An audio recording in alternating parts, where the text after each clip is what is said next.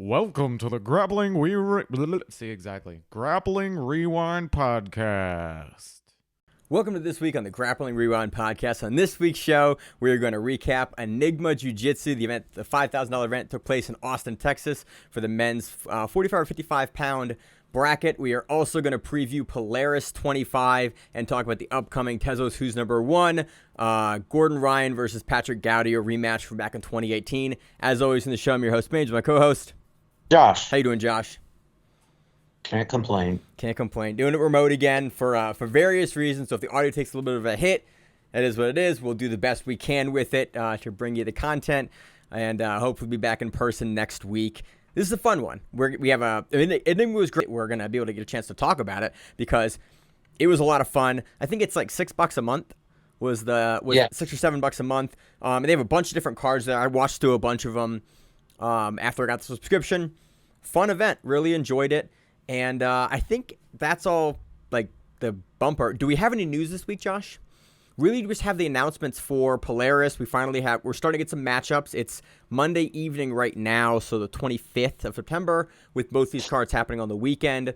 We don't have brackets for anything for Who's Number 1 yet, and we have a couple of first-round matchups for Polaris, so we'll talk about those. But we have yet to get the brackets for the men's 145-pound division at Who's Number 1 and the men's 170-pound division for Who's Number 1. We have the who's in it. We just don't have first-round matchups, and so depending on how they're going to do that, when they did Road to ADCC, they had a consolation bracket. I don't think with a four-man they're going to have that here, but depending on the format, it could be double elimination, but I'm pretty sure it is single 15-minute matches to determine the champions for these. So should be fun. Josh, any news this week? Anything else come out? Not that I'm aware of. Sorry, I'm also making faces because I'm looking at the brackets for Nogi Pants. Oh yeah, that's coming out. That's this week, isn't it? Or not the brackets, but the listing of the competitors. Anyone jump out at you? We're not gonna preview Nogi Pans because for the majors like this, when we have other major super fight cards, it's just too much, and we kind of get into the weeds there. We'll preview that. We'll recap the matches, but we'll save the previews for another time where we're not as stacked with super fights. I mean, Grippo. That's about it. I see Grippo right now. I'm only at I only got to Feather, so yeah. All right. So you'll eventually start yelling at me if I'm not paying attention. Yeah, that's now, Josh. That's happening now. So, I think we have any other news this week. It's been relatively quiet. Really, the big thing is Gordon Ryan coming back after being out for a little bit.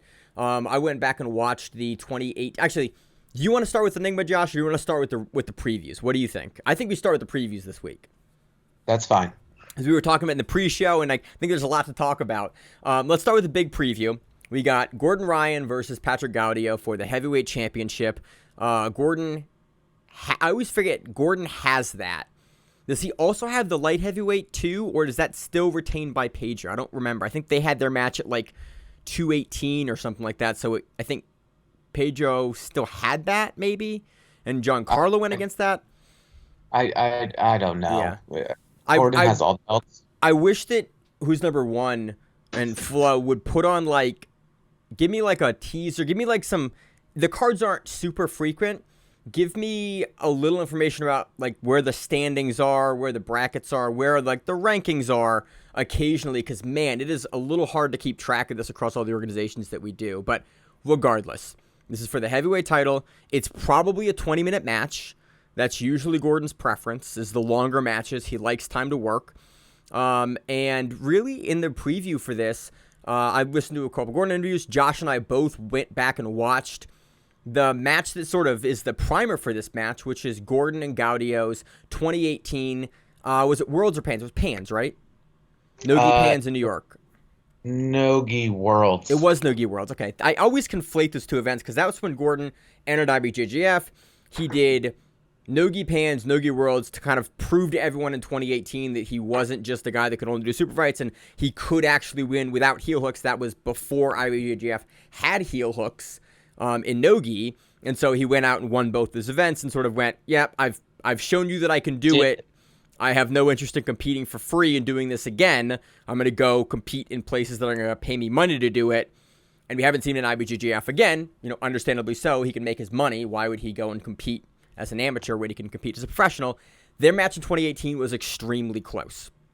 In the pre-show, Josh and I were talking about like we had any points, what we were looking at, and Josh, you made a really good point. I was like, how relevant do you think this match is going into this match in 2023, 5-ish years later from the last match? 0. Absolutely none. Like, love or hate the dude, Gordon is an ever-evolving creature. Yeah. And who's put him in trouble recently?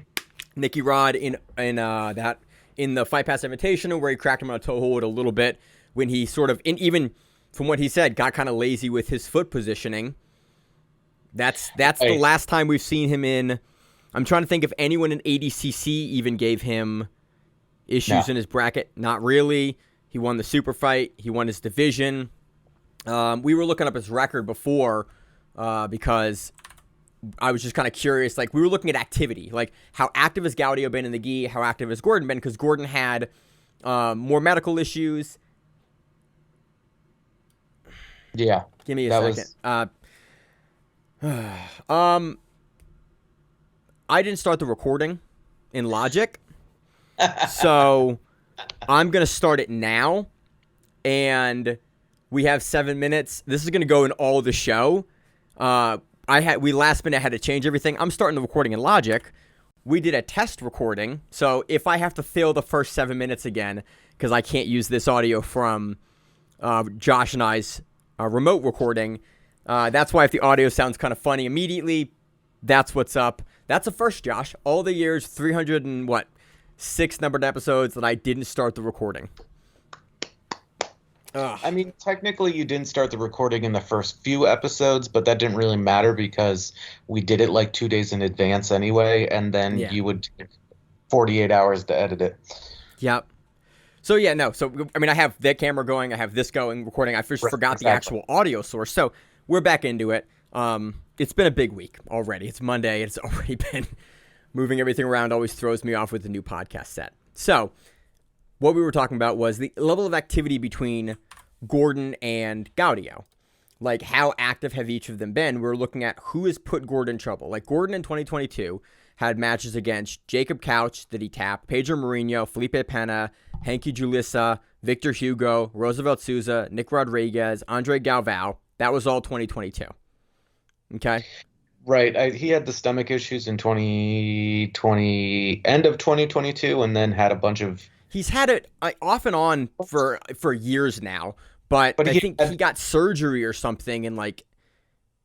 He had, I want to say, like, some infection, he said he had. Yeah.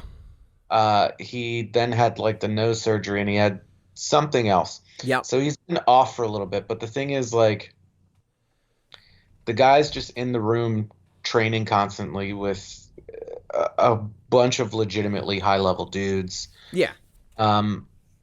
I don't think somebody like him is going to lose a massive amount of skill by taking that kind of time off. Which is how he doesn't really traditionally take time off in this way. Like, he is injured.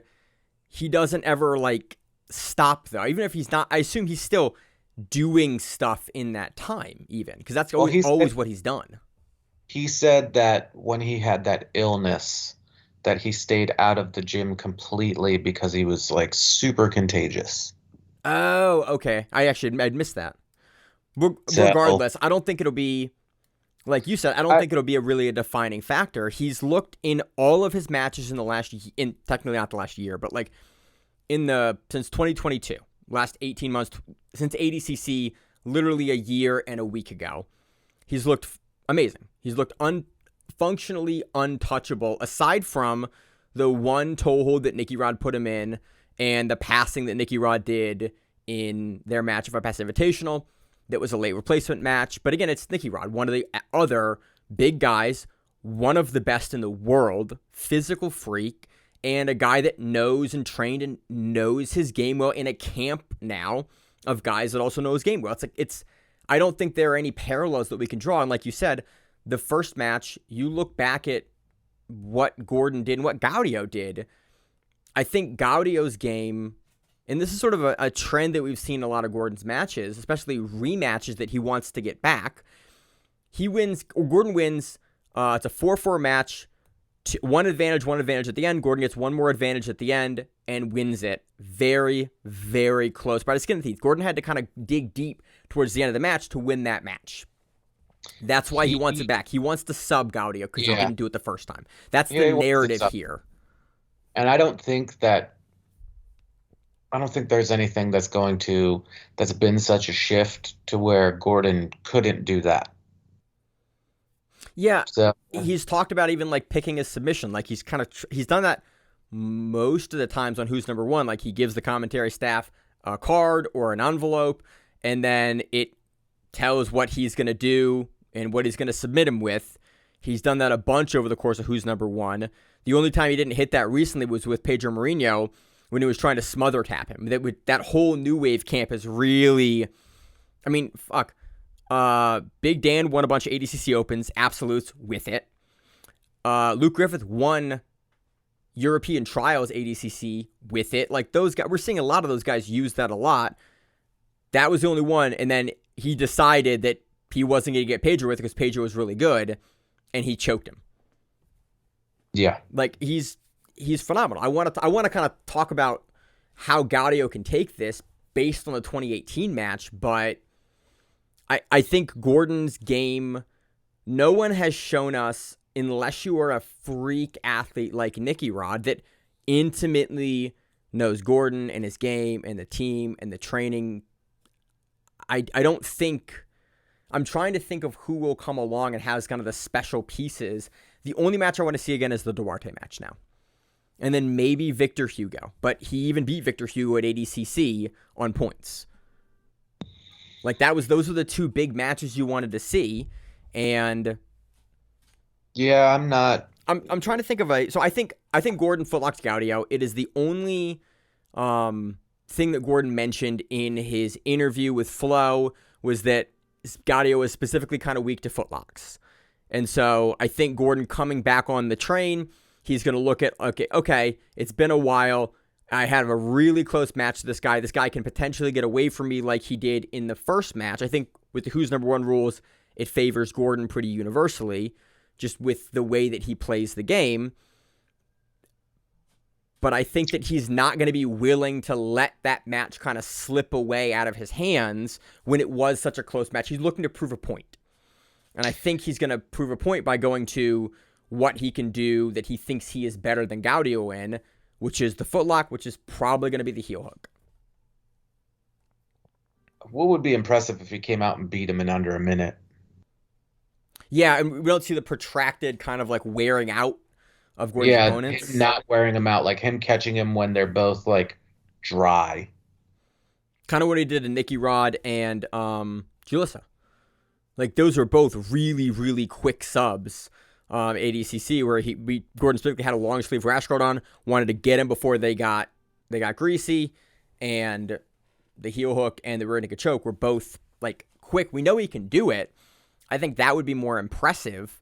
But I'm really in my head. I'm thinking about ways that Gaudio, like, technically can pull away here. Like I don't think he submits Gordon. And Gordon specifically talked about, like, Gaudio can take me down. Like, it's possible he gets me down, but I don't think there's anyone in the world that can, like, essentially what he was saying is in ADCC rules, like, score on me.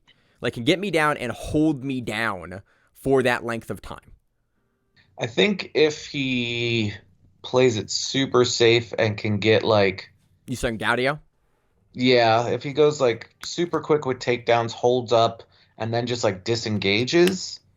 He could do that, but that's boring and, dumb.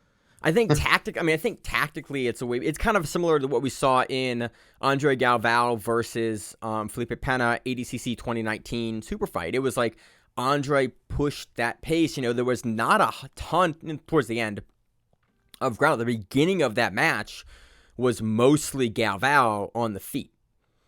Yeah, he ran him up. And that's what he did. I think potentially you have that avenue for Gaudio, but I just don't think in the Who's Number One rule set, I don't think Gordon will be willing to play into the tactic to allow that to work. Yeah, Because especially, sorry, you continue. This is one of those matches that I don't want to speculate, like, other than saying who wins, which is like Gordon. That's a little rare for you. Usually you have like a Nostradamus pick with like he's going to do this. Like you called, to this day I'm a little annoyed by it, Margali versus Duarte. Yeah. Is there a specific reason why for this one you don't want to make the pick? Something about the matchup, something about the style, something about the guys? Because I don't know if Gordon is being honest about, like, really putting it on him or not. Because if he does, he can finish this match quickly. But if he was just saying that to say that for, for shits and giggles, like, this could be a 20-minute match. Yeah. And that's, and then he finishes him at 19:45 with something. Like the Metamoris card back in the day. I would say if he finishes him quickly, that would be far more impressive than it being a long, drawn-out match. Because we kind of know Gordon can win those long, drawn-out matches. Like, that is sort of throughout his career, and, brown and the black belt, that's what he specialized in, was, like, winning those long, drawn-out matches. Like, you give Gordon enough time, the narrative is he's going to beat you. That's what he sort of prides himself on, is the no time, somebody's going to tap and it's not going to be me. I mean, look at the Keenan match. That was like 89 minutes or something. That was a long one. Back in the day, I remember watching that live. That was fun. So do I. So I wish I had kind of more insight to bring. I think with Gordon's camp, with New Wave, those guys have been looking really good. And they're specifically working towards the ADCC rules. And I think ADCC, kind of much like MMA, the pace has been picking up recently. We're seeing a lot less camps. Yeah, we're seeing a lot less camps willing to play that slow, drawn-out tactical game. Because in ADCC, I think the calls for activity, the calls for stalling, like everything has gotten a little quicker. And I think camps are now adjusting to that. And again, New Wave camp specifically is looking to put guys into ADCC. Like all the no-gi professional camps are looking like at ADCC. That is the only thing that they are looking at because that's the pinnacle of the sport. And so all of them are having and are being able to push a pace in the room to go and win matches in trials, which is that 6-minute format until you get to the finals, and it's 8 minutes. So like that is what they are training. And I think that we're not going to see a slow, protracted match here if that's your room. And if your room's working wrestling, working takedowns, working that speed, and that's what we've seen from, most of the guys at New Wave when they compete. We saw a bunch of them on Enigma, like quick. Yeah, it's more so just like figuring it out. And when we talk about Enigma in a little bit, I'll expand on that. But yeah, like it's everybody's gearing towards that. Like, why set your sights on anything lower than the trying to be the best in the sport or trying to even get to the biggest show in no-gi grappling? Yeah. It's so, like you're playing, and that's I think that's a bit of a shift that we've seen in the last really 4 years. That guys went from like doing a bunch of other stuff till now the guys are going, yeah, I want to go and win ADCC. Like guys were always like, it was always, yeah, it was a tournament that comes up that I focus for, that I put a camp together. But now it is the main focus of all of these guys training full-time all the time in a way that it just wasn't in most camps 4 years ago. Yeah, that's true. I mean, 4 and 5 years ago, remember guys, it was, you had EBI, a lot of camps were focused on EBI rules. You had IBJJF, you had gi season, you had seasons and tournaments that came through. And now I think ADCC has taken that in a way that you have IBJJF camps that do that full time all year round. And then you have the ADCC camps that do that full time year round. And you have some super fights and other stuff mixed into those camps. But overall, that is now the focus of those professional no-gi camps. Yeah, I mean, you see it at even like the normal level, I'll call it, of like your run-of-the-mill gym. Like if you're trying to put out competitors, you're shifting your focus to that. I mean, like our Well, gym is doing that. yeah, and also there are now avenues if you're not going to go and win trials to go do it. Like they're opens. There are ADCC opens that are happening all across the country now in a way that there just weren't with a frequency before. They would happen every couple of years. There'd be one in the U.S. You kind of had to go to Europe if you wanted to do it frequently. Now, from an amateur level, if you're not looking to go like a pro tournament like trials or worlds or something like that, you can go and be a local competitor. They have divisions for masters and beginners, and like you can now go as a novice and do an ADCC rules event. And so your camp can go, okay, your pro guys doing it, and our guys that are 6 months in are doing it. And so it gives a feeder for the whole gym to make the conversion over in a way that just didn't exist 18 months ago. Yeah. So, Josh, anything more on the matchup or anything else you want to bring up? Or it's a little less than we have for usual because back to Gaudio a little bit. He's not been super active in Nogi. The last match he had in Nogi, I think, was ADCC, and he lost to Elder Cruz in round 1, and it was a decision. It was close. But Yep. he's been doing, from what I'm seeing, the events, I think the events are mostly gi. Gi pans, SMO, Sul Brazil, Brasileiros, those are gi events. On BJJ Heroes, from what I can see, and Gordon's, again, only doing no-gi, so we know Gaudio can swap back and forth, but Gordon's been much more active in no-gi than Gaudio has, with more success recently, just by the numbers pick, and then with the development in Gordon's game, and with the chip he has on his shoulder for not being able to submit him 5 years ago. I think it comfortably sits in Gordon's track here for figuring out how he wants to take this match on. Yeah. So that's all I got for that one, Josh. Any other piece of information? No. All right. Next one, we have Rafaela Guedes versus Natalia DeJesus for the women's heavyweight, and we have Brianna Stay Marie versus Elizabeth Clay, women's 145. One of those jump out? You want to talk first? The Geddes DeJesus match.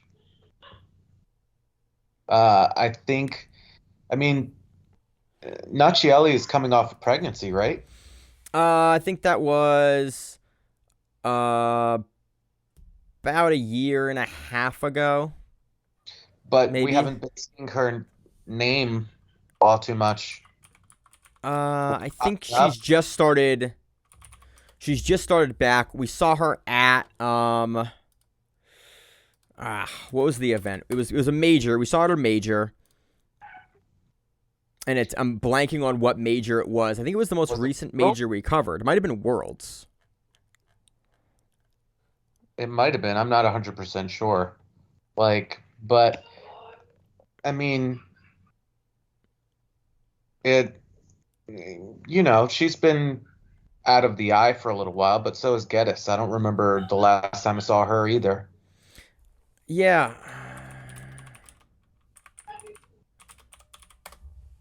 Geddes been off a little bit, and I think she is the current Who's Number 1 champion, I think, at heavyweight. And she won that back. Oh, wait.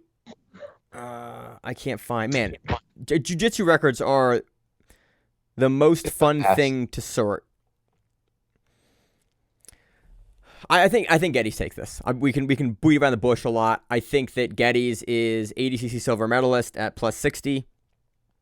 She's looked phenomenal. Only losing to Campo.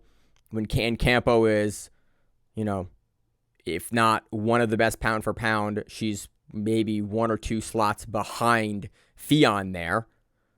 I think DeJesus coming at is a super tough task. Galvao gave a kind of interview on Flow talking about Geddes' game and like what it was leading. And it was, I wish it would have been more specific, but that camp is not usually very specific when it comes to talking about what they're doing, what they're planning. And again, you have Andre in your corner. Andre was confident, obviously, for his fighter taking it. But I just think that Geddes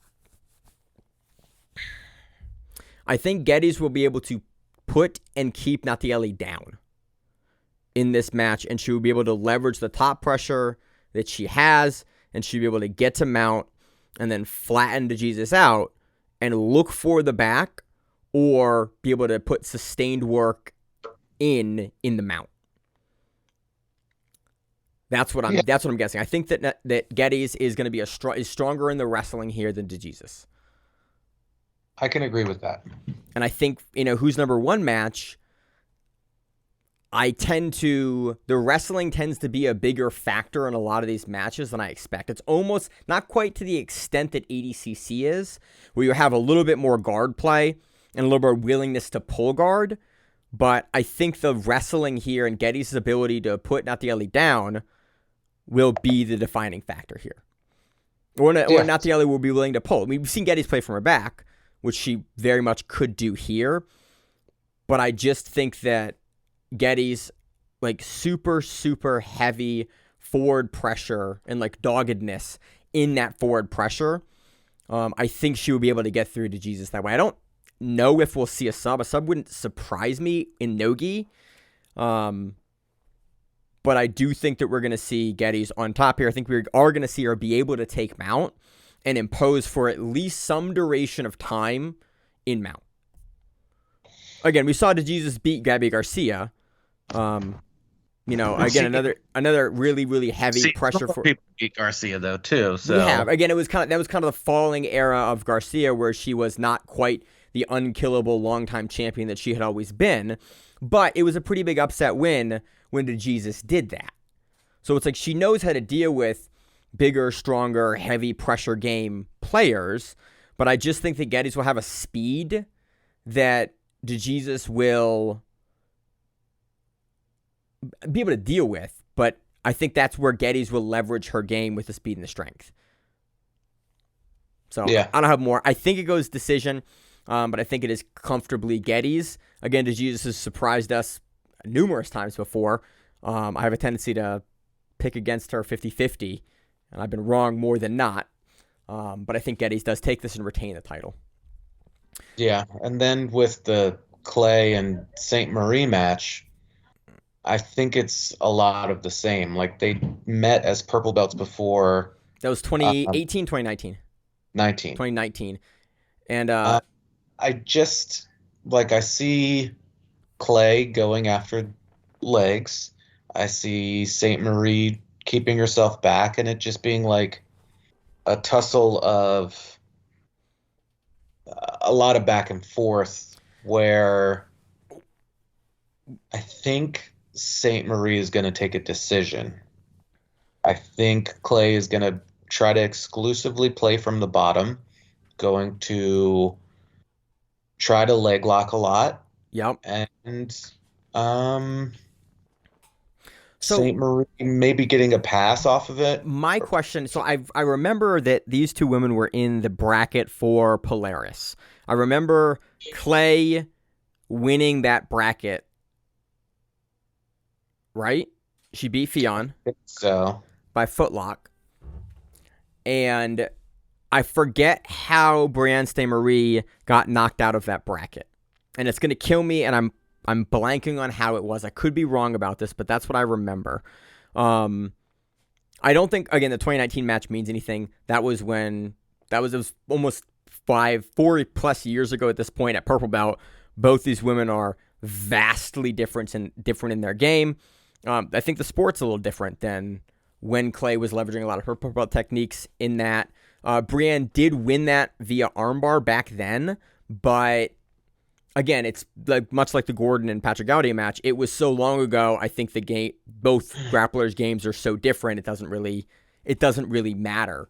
I am curious here in Who's Number One rules if Brianne will be able to stifle Clay's attacks on the bottom long enough and well enough to be able to take the decision here. Do we think that she's able to get through Clay's guard, deal with the inversions, deal with the leg locks, deal with the counters, and be able to come through? Because that's my only other question. So I think if this is a points match, I could see Brianne taking this. Again, Look at ADCC. But I think if this is a who's number one match, we've seen both women be very, very active and can take a decision on activity and submissions. But I think Clay, because she tends to fight super heavy for the legs and she can keep leg locks for sustained periods of time, versus Brianna playing either from the guard, the closed guard, which she likes a lot, can sometimes be a little bit slower. Now, when she gets going on top of you or to the back, very, very quick, very, very active. The other big wrench in this as well is this is at 145. So we know Clay has been coming down and down and down in weight. And with the new 3 women's weight classes at trials, I'm curious if Clay, I would guess that Clay is now going to under 65 kilos for trials. She's not going to be above 160, above 165 above 65 kilos for trials. I think this is her moving down in weight to be kind of more comfortable at 145 in the gear up for East and West Coast trials if she decides to do either one of those. Yeah, potentially. So, I still think St. Marie's going to take it. I kind of do as well. St. Marie tends to be able to push late and keep a more active pace for longer in the match. Yeah. She's the willingness to wrestle, the willingness to engage on the feet. I think kind of put Clay pulling quickly and very happy to play from the seated, especially in who's number one, where that's no benefit. And then looking for the legs, we have St. Marie passing.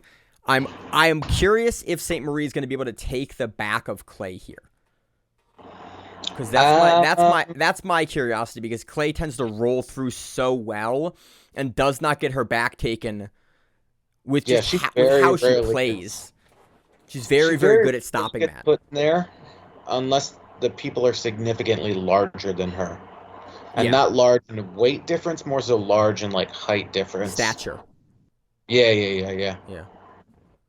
So I think that. This is a fun one. I really like. I really do think St. Marie's going to win. I think we're all going to win though, because this hasn't really been mentioned yet. That it's on a Sunday and not like a Thursday. Oh, is it? I think. Yeah. It's August. Yeah. It's October. October 1st. Yes. Yeah. Thank you, Flo. Please don't end at 1 a.m. on a Sunday, but at least it's not a Thursday. End at 1 a.m. on a Sunday, but this is a fun one now. So those are the title fights that are scheduled title fights. We also have 2 brackets and some super fights on the card. You want to some titles? Men's set 170, Josh, or men's 145? Where do you want to start? We can bang them both out, but let's go 170 first. All right, 170. We got 4 guys in the bracket. We got Mika Galvao, PJ Barch, Andrew Tackett, and J Rod. Anyone can take this. You're saying that to be polite, but this is Mika Galvao's division to lose. Yeah, I think so. I think it's Galvao's to lose. Now Barch's wrestling might throw a wrench in things, and Tackett's pace might throw a wrench in certain things, but other than that, I really don't think. I think we don't lose with any of these. Like, there is not a bad in both these brackets. There is not a bad matchup.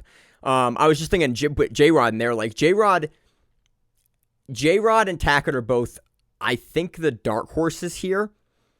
But it's like, if you don't think that J-Rod can pull it off, go back and watch his run at West Coast Trials. Shit, go back and watch Quintet just from the other week. Oh, yeah. Jesus. Yeah, and almost impossible to put away. Mika Galvao, the one weakness that Mika Galvao has is occasionally you can footlock him. Occasionally you can catch him in a footlock if you are Cade Rotolo. You're like the best guy, one of the best guys, if not the best guy in the world at the weight. That was a mental mistake more than anything. I think so too. But but that's besides the point. That's in the past at this point. He is a silver medalist and not a gold medalist. So that is. I think it's interesting. Also, we're seeing J-Rod at 170. I mean, he's been cutting. Yeah, Like he's been light. I think we're gonna see him go to 77. He's talked about that. He's not gonna go to 88 again. He's gonna be at 77. He should be. He should he's be been walking around lighter.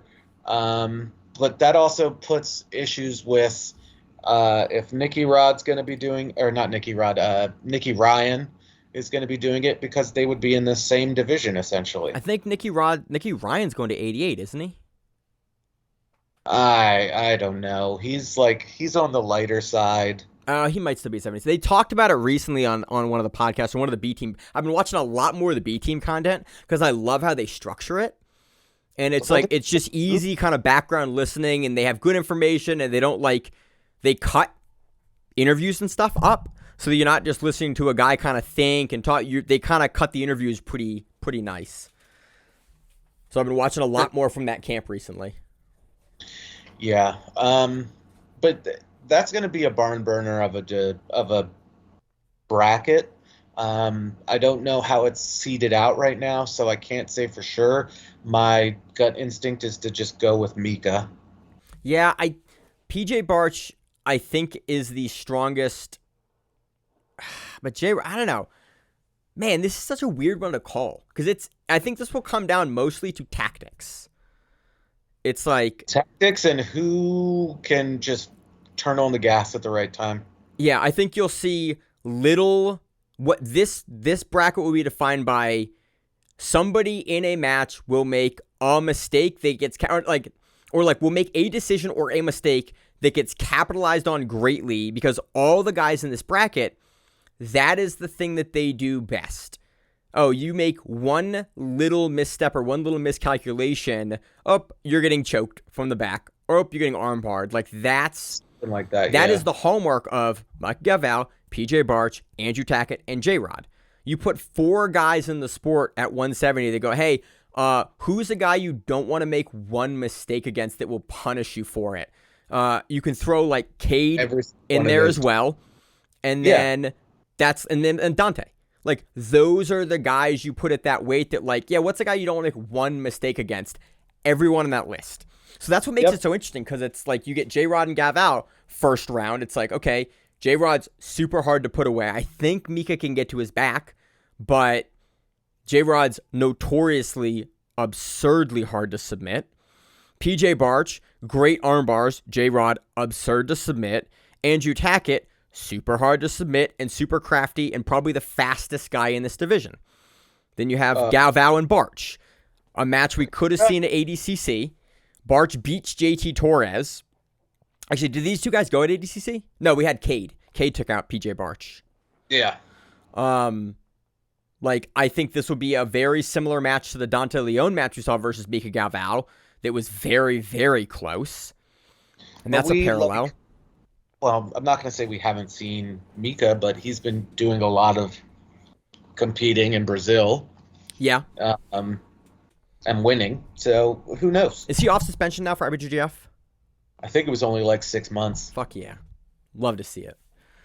So, I'm going to go Mika here, but we say this a lot on the show. This is one where it's like, at any point in time, you can have a Jansen Gomez and Tynan Dapper moment, where it was like one thing happens and it upsets the favorite because everyone in this bracket is so good at causing upsets. Yeah. And we don't have a seeding yet, so it's like, but regardless, I hope they do third place. I hope they have a third place match so we get to see one more match from these guys. Usually for tournaments they don't, but I would love to see it here because I would love to see, honestly, this is the one I would love to see round robin of. Because with the level here, it makes the most sense. That would be wild. Yeah. They're not going to see it, but I think that a round robin tournament like this would be the way to do it when you have everyone that has a game that matches up so well to be exciting. So, that was, That was 70. Now I 145. know. I'm just thinking back to 70 of just like, I wish I had better rationale for like why, but I don't, any of these guys have a thing that they can do that can punch them out for everyone else. Yep. So 45, we have Diogo Hayes, ADCC under 66 kilogram champion, Ash Williams, Keith Krikorian, Gabriel Souza. This is a fun bracket because we have a lot of, there will be rematches in this bracket. Just about everybody has taken a loss to one of those people. Yeah. So Baby Shark. Again, this is yeah. So Baby Shark is going to be the front runner, but again, it's a toss up on how it's seeded. Yeah. No, the match I don't want to see it first round because we saw it recently as Ash Williams Krikorian. But Yeah, man, that was a good matchup. I think that was right. That might have been just over a year ago. That was right before ADCC. I thought it was right afterwards. I always screw it up. I think it was before because I think it was a good benchmarking for seeding for ADCC. And Ash looked phenomenal in that matchup. We saw Krikorian go up and weight a little bit in the last couple of months, and he seems to be coming back down to 145, which is a bit of a cut for him. But again, it's a bit of a cut for all these guys except for Baby Shark. Yeah. Go back and watch that match on Grapple Fest. It was an absolute barn burner. Ash Williams takes it. It is close, but Williams looks, I think that is always the match I point to, which is like that Williams' trials run. His not this last trials, but the previous trials when he won it, like are the two best performances that Williams has ever had. Yes. He looked great at ADCC, but like that performance against Krikorian was the peak of like just Williams being strong, durable, good leg locks, good entries, good wrestle ups, like everywhere. Just amazingly hard to deal with. Gabriel Souza's in here as well. We have some crossover matches between them. I think the last time Krikorian took a loss to Souza in 2022, who's number 112. I thought he won that one. Gabriel Souza beat Krikorian. Oh, okay. I'm not sure what I said, but that's what I meant. Okay. So Krikorian, I think here is going to be weirdly enough the 4th seed. You have Diogo as the ADCC champion as your top seed, and then Williams and Souza. I don't know if they've matched Souza up against each other. 2. Souza would be 2, and Ash Williams would be 3. Yeah. So I think it's like, in my eyes, I'm trying to think how you beat Baby Shark. If you're one of the other guys that are not as the top seed, do we know who the last guy? Do you offhand? I'm going to ask you now. Remember the last guy to beat Baby Shark Nogi?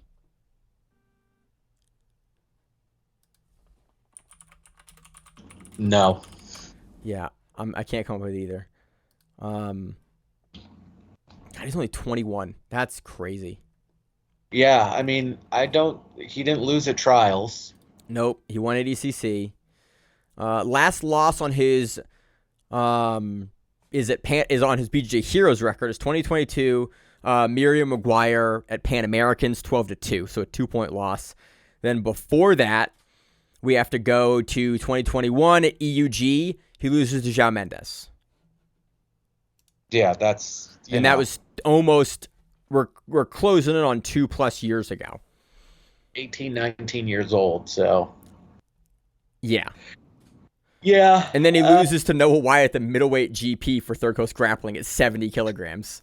But that's, again, you're talking about 2+ years ago for those losses, beating everyone else. He loses to Diego Oliveira at the World Championships in the semifinals as well. But that's again in the gi. That's not no gi. I'm trying to think of the last guy to beat him in the gi. No gi. It's been years, literally years. Yeah. So everyone's gonna go for his feet.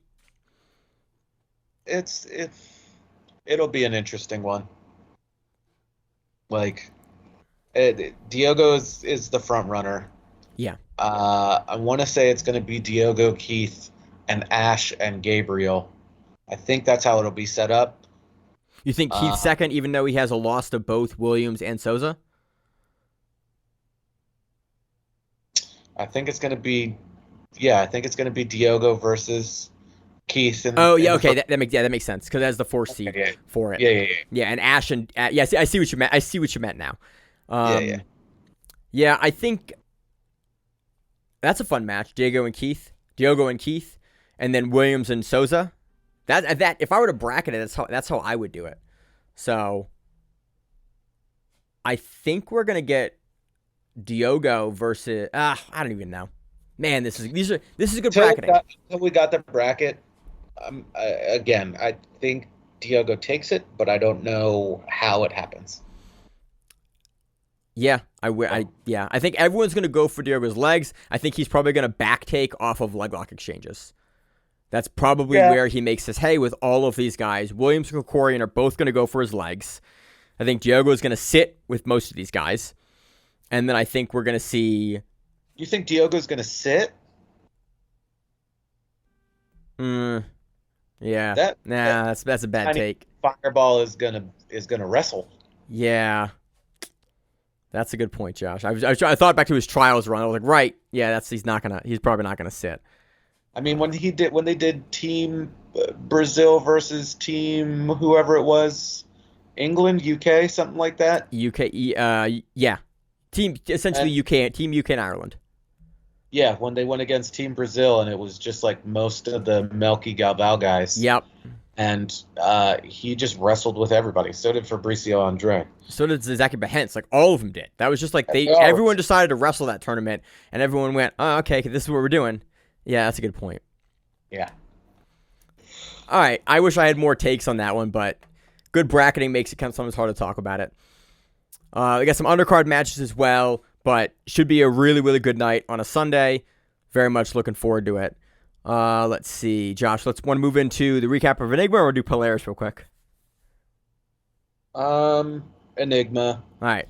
Enigma Jiu-Jitsu. This was a men's... What was the weight on it? Was it 45 or 55, Josh? 55. It was 55. Okay.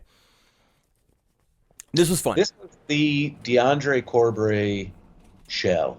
Yeah. So big upset. So I think the way it was bracketed and the way it was seeded, we thought potentially it was going to be Jeremy Skinner in the finals versus DeAndre Corbray, but Skinner got taken out. Skinner got Z-locked in the first, second? He Z-locked. He Z-locked Brandon Ferguson, and it was right close to the camera, and you can just hear the leg go, crunch, crunch, crunch. And it was gross. If you're not sure what a Z-lock, it was kind of a variation of a Z-lock. It's more like, almost like a leg Kimura, because the angle was high. It was like what Imanari did to George Gurgel when they fought in Japan. Oh, yeah. So that's a throwback. Yeah. There was a lot. I mean, Ben Eddy got knocked out first round via points. Yep. And Dominic Magina beat Jordan Holy via really cool, like the setup for this was really cool in the first round. Dominic basically goes to the ground. He pulls Holy in like low because Holy likes to pass super low with his head down. Dominic holds on Holy's head and then goes really, really nice high guard where his leg over the shoulder, and then he switches it out to like a really nice quick armbar on Holy. Like I've seen Dominic at the ADCC Opens and I've been really impressed with him, but I haven't got a chance to see to watch his submission finishing, like the setups as much. He's the guy that I'm watching out for. Like, he looked good. He went against the dude from Dream Art, right? Carlos Henrique? Yeah. Yeah. He beat him. He beat him as well. That was a fire match. Mm-hmm. But again, like, everybody was having problems with everybody except for DeAndre. DeAndre was just like, this is where I'm going to be. And then I'm going to pass. And then I'm just going to... I'm going to knee ride on top. Then I'm going to mount. And then I'm going to say and mount. And then you're going to do whatever you're going to do. And I'm probably going to end up on your back. And then you're probably going to go hands down. I'm going to slide off a little bit. I'm going to go back triangle because that's what I've been doing to everyone. And then I'm going to get the arm. That's what he did at finishers. Yeah. That's what he did here, except for the finals match where he's versus David Stoley, and he hits a rear naked choke. But the whole sequence to get there was the exact same. Like, Stoley didn't try to shuck him over the top like everyone else had prior in the first 2 rounds. And so Corbray just like, and you can hear the coaching, which was basically like, there was a really interesting coaching moment in this match. And it's Corbray's coach. I couldn't tell if it was Greg. Was it Greg? It is. Okay, it was Greg. He has a very distinctive voice. It sounded like him, and I was trying to pick if it was him or not. It was. He yells at DeAndre, don't hunt the choke, keep the back. Yeah. And then you see DeAndre immediately go and like change his positioning. Yep. And it was beautiful, like coach-fighter relationship. You see it sometimes in jiu-jitsu. But it's awesome to see it in a finals match in real time like that, where DeAndre, you saw him looking for the choke. You saw him looking, and then you saw the coach go, yep, don't stop doing that thing you're doing. Go back to this other tactic, this other technique. And then you saw the fighter like, it was like, don't lose position. That's essentially what it was. It's like, don't lose position over a lower percentage chance of getting the submission. Snug yourself in and then finish. It was such good coaching. Too. DeAndre, I want to say, like, going through that bracket maybe had like 7 minutes of mat time, and that's being very generous. His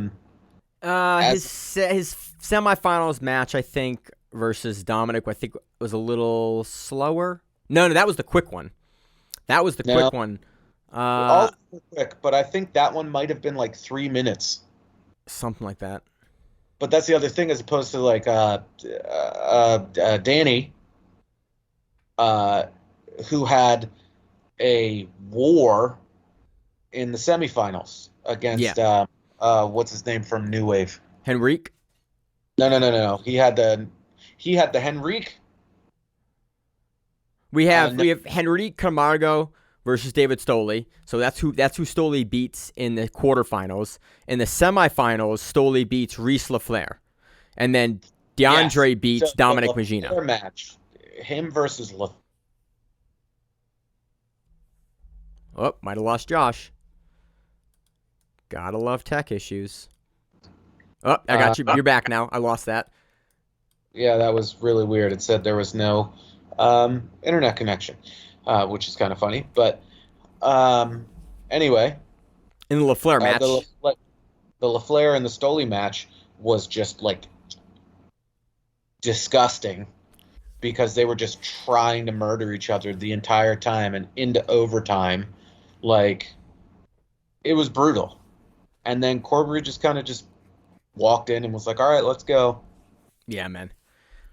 That dude's something else. Like, I cannot wait to see him at trials, man.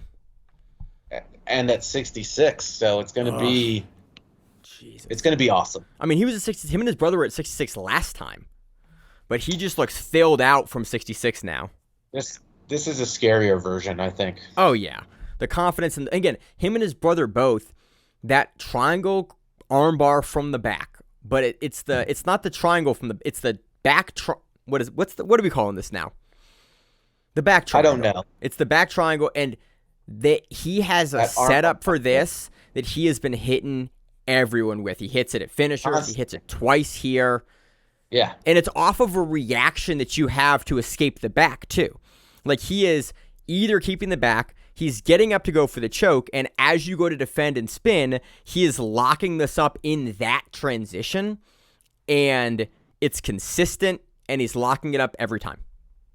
I'm wondering if it's off of, like, all the games that they do, where it's just, like, start from this position on the back and just find stuff from there, or if it's something that he specifically, like, starts from.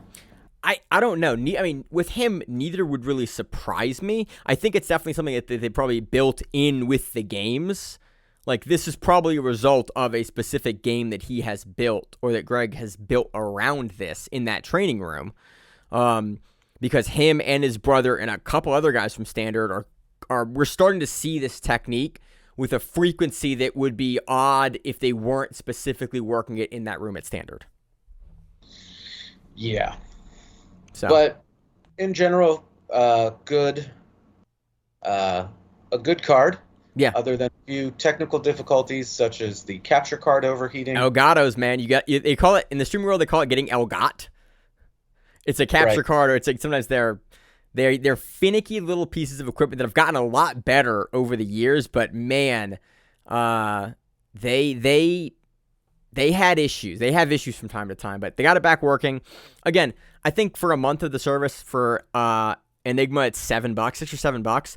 Absolutely worth it. You can go back and watch the Taza matches with Varela. You can, like, they run 80cc rules. They're one of the few organizations that's doing super fights and brackets under 80cc rules, and they're in Austin a lot of times. They did Boston, they did Austin. They have high-level guys from those camps competing frequently. You saw most of the B-team guys there in the background for the entire event, And the coaching. New Wave people. And the New Wave people were there as well. Cravar was on the card too. Oh, yeah, Cravar retained her title. We forgot to talk about that. Hits a really nice heel hook. And you hear the it was neat because you heard the coach. I'm blanking on her opponent's name. From B team. Yeah, but you heard the B team camp trying to coach out of it, and you saw Cravar just a step ahead, a half step ahead, step ahead, and then on the last roll defense, you saw Cravar kind of lock back on the leg, and then just is able to finish the heel hook. Really, really nice mechanics, really good setup the entire way through. I think we're going to see Cravar at East Coast Trials again, even though it's not non-qualifying trials for the women. She has been gearing up, looking great at the Opens. So I think we saw her at the last East Coast Trials, or the West Coast Trials. We're going to see her again here. Retains her title, looks really good doing it. Cannot wait to see what she continues to do there. So yeah, Enigma, definitely worth the money. A lot of fun. I love that they're putting on frequent events, bringing their champions around, and I love that they're doing what I would love more organizations to do, which is use 80cc rules, and if you're going to have a no-gi event, because that's the pinnacle rule set for no-gi, and that's the one that all your professional folks are training for, so you're going to get the best quality of athlete, and you're giving them an opportunity to compete in that rule set so that we have a better quality of athlete that has more competition experience in ADCC to make trials even harder for everyone else. Yep. So, love to see it. Can't wait to see DeAndre at trials here coming up. So, let's move on to the preview for Polaris 25. We have a main event super fight, Aljamain Sterling versus Grundy. What's Grundy's first name? He's a late replacement. Let's see, Mike Grundy. I forget who the original matchup was for Sterling. This will be fun. This is probably going to be mostly wrestling for both guys. If you're curious about Sterling's grappling, go back and watch his match with Brian Caraway, of all matches. He loses it. It's early career Sterling. To go and just look at him in the first round versus Brian Caraway for some of the most unique grappling sequences. Go back and watch his title fights with Cejudo, and like the homie can grapple. He can grapple his ass off. Sure. Should be a fun matchup. But the matchup, the thing that I'm really, Josh, you have any more on that one? Nope. The one that I'm really, really excited for is the Polaris GP. And we have a monster lineup for the card. Here are the names in the Polaris GP. They have spoiled us here for this one. Roberto Jimenez, Owen Livesley, Kenan Duarte, Giancarlo Bodoni, Isaac Michel, Jason Rao, Fabricio Andre, and I'm gonna screw up his name, Marcin. What you doing quotes there? No, I'm doing that. That was number 8. Oh, I thought you were like I had a name wrong. I was like, oh no, is it not Fabricio Andre? It is. It's Marcin Makulits. We'll go with that. I'm not so looking sorry. at it I'm right so now. sorry. Again, hey, shout out to the European listeners on the Trials episode. Cannot thank you enough for helping me unbutcher some of those names. It was very helpful. I do appreciate all the responses we got that were like, yep, these are the 4 names that you butchered really bad. Here's how to pronounce them. Thank you very much. Please continue to do that so we can do better. We have a couple of first round matchups here. We only have 2 right now. Isaac Michel and Roberto Jimenez, which is a great matchup, and Kenan Duarte versus Jason Rao, which is another great matchup. That being said, this entire bracket is Duarte's to lose And then if somebody takes out Duarte, it is Giancarlo's to lose. Those are the two absolute frontrunners. You have your 88 kilogram champion at ADCC and your under 99 kilogram champion at ADCC versus everyone else. The Rao matchup for Duarte is really interesting because Rao is a guy, and people said it for years, like Jason Rao is your favorite grappler's favorite grappler. Phenomenal guy, great grappler. He's a guy that everyone like will come into to train with occasionally and always thank. It's like, oh yeah, he's with us, but also Jason Rao. Also Jason Rao helped him out. I was like, he's the guy that always gets shout outs in big interviews and like when people are talking about their camps. It's like, yeah, he was with us, but he also went over to Rao and did like this stuff with Rao. Rao is one of the best leg lockers in the world. And first round matchup with Duarte makes things a little interesting. Because if you're going to beat Duarte and Nogi, you heel hook him. That's the only way you beat Duarte and Nogi with any sort of regularity at all, is you heel hook him. And Jason Rao has a monster knee bar game and a monster heel hook game. Unfortunately, I think that Duarte, knowing this matchup, is going to specifically have that prepped and ready to come in and be able to put a huge amount of pressure on Jason Rao to prevent Rao from being able to do the work underneath him that he needs to do. We say that, but I mean, look up what happened with Margali. So, all right, well, you're right. What do you think here? So you've picked against Duarte a couple of times and been right more often. I usually never pick against Duarte because I always tend to pick the champs because that's just sort of how my brain works. Kynan should win. I think so. But like, there are so many sleepers in this division in general. Like, Giancarlo's in there, Isaac Michel, solid grappler. Fabricio Andre, solid grappler. Yeah. My only concern with Andre is, again, he's done Absolute before. He's small. He went against Victor Hugo first round at ADCC, right? In Absolute. Like, Fabricio's game for it, he can do it. But I just think, and we talked about it on the pre-show, I think Fabricio probably walks around at 165 if he's going to do an Absolute like this. He's probably not walking around that much bigger versus guys like Duarte, well above 200 pounds. Bodoni, without making the cut, above 200 pounds. Michelle, probably above 200 pounds. Owen, probably just below 200 pounds. Roberto, probably sitting about 170 or 180 easily. Actually, above 170. Probably sitting 180, 185 easily. Rao is a big dude. Like,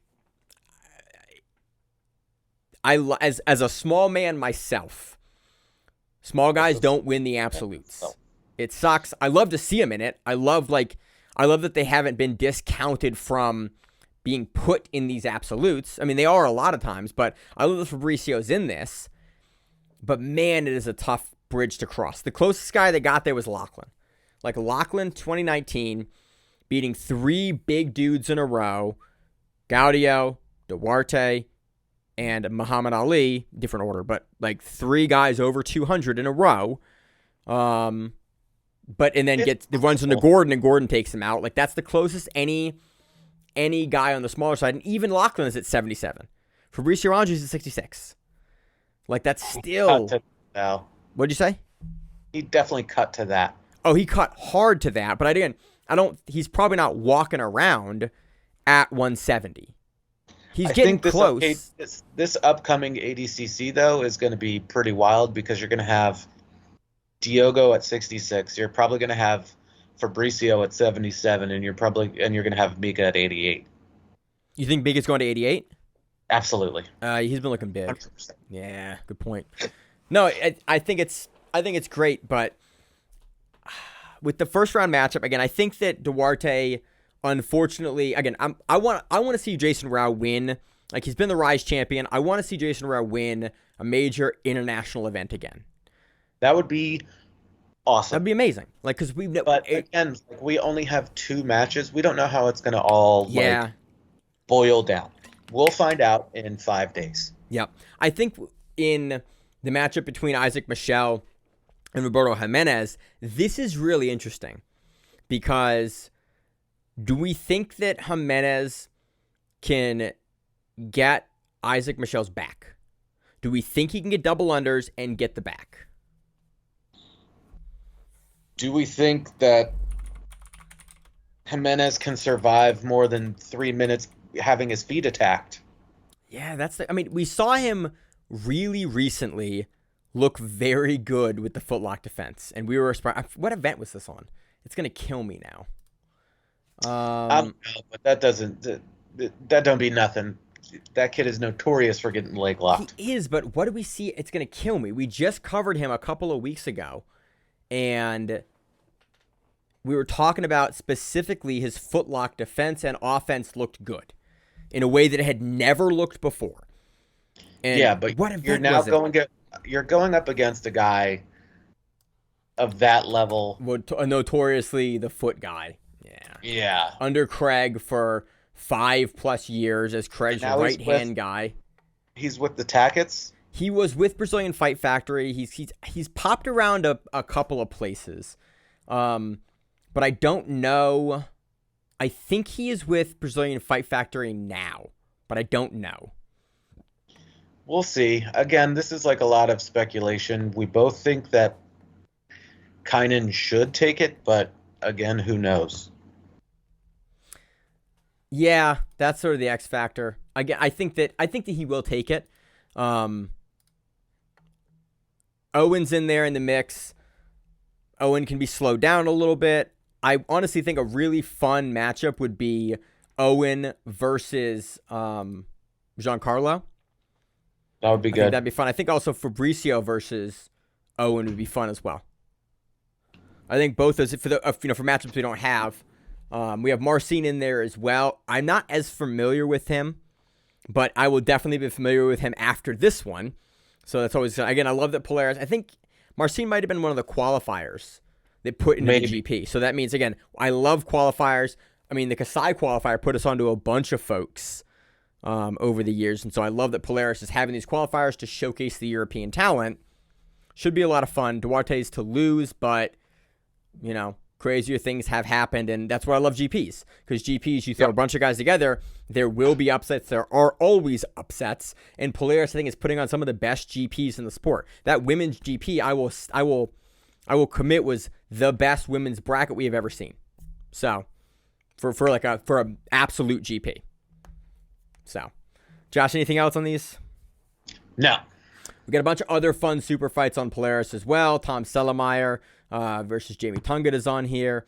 We have there's a couple other Arya Esfamades versus Wayne Samez in there, trials winner. Owen Jones, the under 66 trials winner, back on this one versus Miguel Alvarez. Cannot wait to see more Owen Jones. I went back, talked to Owen a little bit.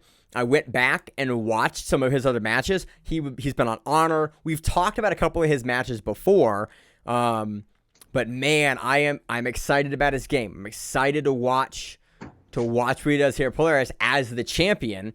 I'm hoping that they're going to slide him up higher on the card. It's a prelim no-gi match, but I hope they slot him on main card as a new trials winner, pushing the UK grappling talent forward. So yeah, it'll be really cool. Always an exciting card with them. Cannot wait for it. Should be great. It takes place, what is it, 30th? Yes, 5 days from now. Yep, September 30th in the UK. Love to see it. Love Polaris. So that's all I got, Josh. You got anything else? Nope. All right. Anything fun planned for the week? Working? Normal stuff? Getting in gear for a match that I just got today, so. Oh, nice. You got the matchup? Yep. Hell yeah. I am healing up a groin sprain. So it's been great. Yeah. So I'm saying it now. I'm actually going to take a little time off and heal that up, which sucks because we have a bunch of folks in camp for super fights and for ADCC, but I can do no good for those people in camp if I am injured long term. So I'm actually going to learn from my back surgery and take a chill pill and probably be out of the gym this week, unfortunately, but actually heal up and get better. And so finally adjusted in my 30s, learning how to take care of my body a little bit. So that's my news this week, that I've finally become an adult and I'm taking recovery a little more seriously. So Yeah. that's good. But hopefully, it's not bad. Now that I realize what it is, I'm going to stop stretching it. So that's good. And it's classic like groin sprain. I'm like, oh, cool. Okay, that's what that is. Gonna talk to my wife. She's like, yeah, you got to chill for a little bit. I went, I'm gonna do that now. So Fine. yeah, but it's good. Now that I've taken about not quite a week off, but like taking 4 or 5 days off. It feels like, oh, it's feeling better. And it's like, right, that's what happens when you don't just train through an injury. Yeah. But I'm not used to that, so it's good. But I got nothing else going on this week. Let's see if the first 6 minutes of audio I can recover from either this or the backup source that I have. So it should be good. It'll be fine. It should be fine. But again, apologies if that does. It's not fine, and it made it this far in the show. As always, follow us on social media at Chops and Chokes. I'm at Maine Does Jiu-Jitsu. You can also follow the podcast at Grappling_Rewind. We get a name wrong. You got an event coming up. You got something fun you want us to see, or you just want to shoot us a message and talk about some professional grappling. Always got time for it. That's why we do the show. We love it. And that's all I got. As always in the show, I'm your host, Maine, my co-host. Josh. We are the Grappling Rewind. So Matt, whatever it is, stay safe. If you like the show, please consider sharing it on Facebook with the folks at your gym. It's the best way that we grow the show, and we really appreciate it. You can reach out to us on email. We also have Instagram. We have Facebook. We have Twitter. We have Google+. Until that shuts down. We have a website. If you have an event you would like to have us cover, please let us know. If you have a name, like most people do, and you'd like to have us stop butchering it, let us know. Reach out to us. The show is also available on YouTube, Spotify, in addition to iTunes and every other podcast service. We very much appreciate your time, and thank you.